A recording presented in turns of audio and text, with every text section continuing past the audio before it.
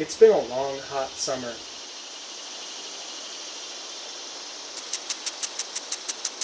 I figure it's time for me to give y'all an update on the hot tub project and show you a little bit about how it got started.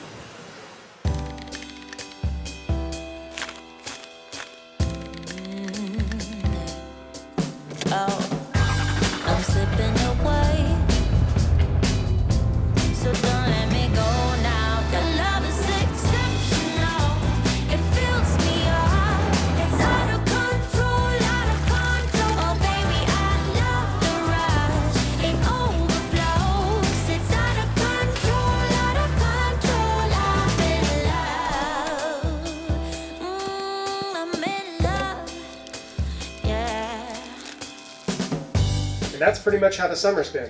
It's been too hot to weld, so I've had to work on some other projects around the shop, like some machine work and building some new tools to help me with this process.